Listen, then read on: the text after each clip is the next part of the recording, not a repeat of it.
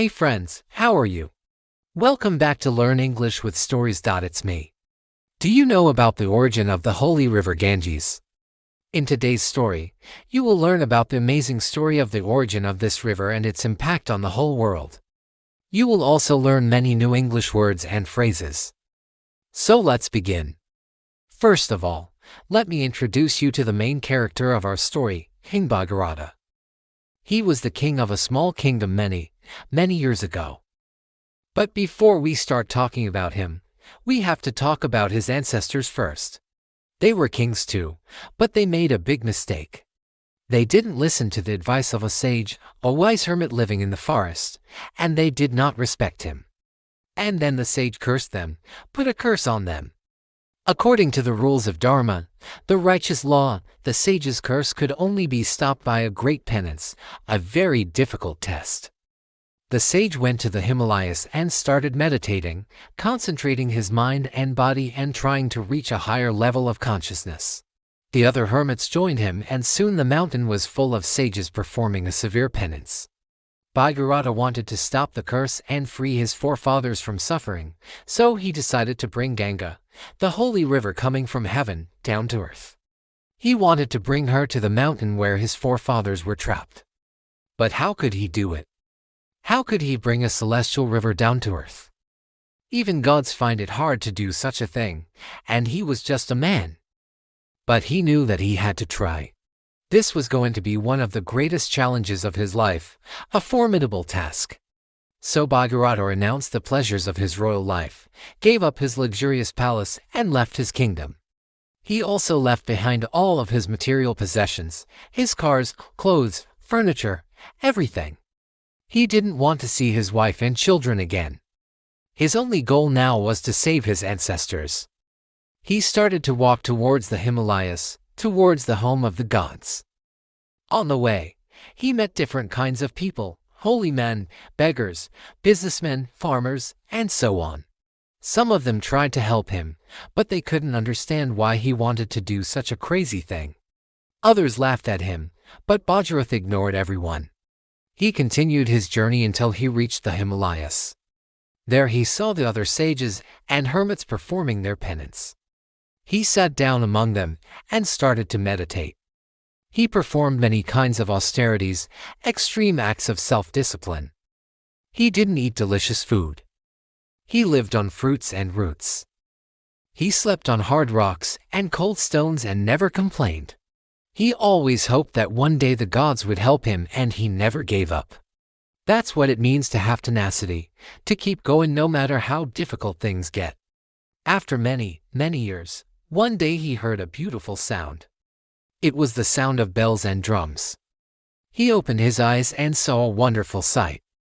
The goddess Ganga was slowly descending from the sky, surrounded by beautiful women, flowers, herbs and trees. She was shining like gold and looked very kind and beautiful. But then he noticed that she was angry and sad at the same time. Her face was pale and her eyes were closed. When she came closer, he understood why. The river was raging and roaring like a wild animal. Her water was flooding everything around.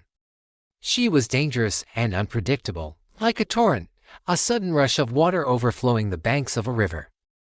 Bhagiratha knew that if she went down to earth like this, she would destroy the whole world.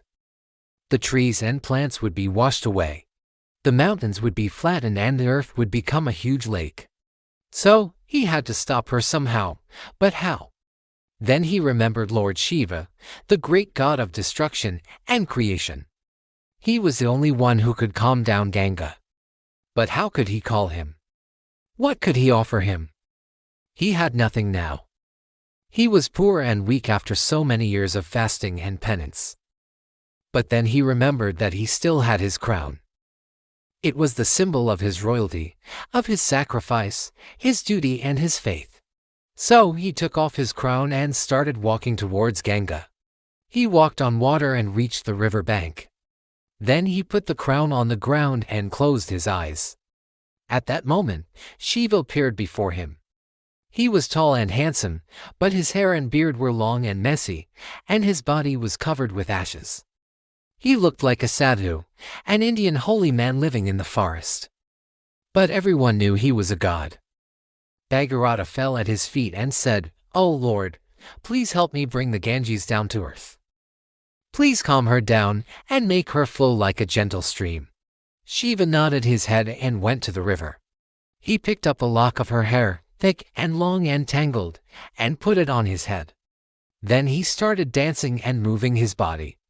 And slowly, Ganga became calm and peaceful.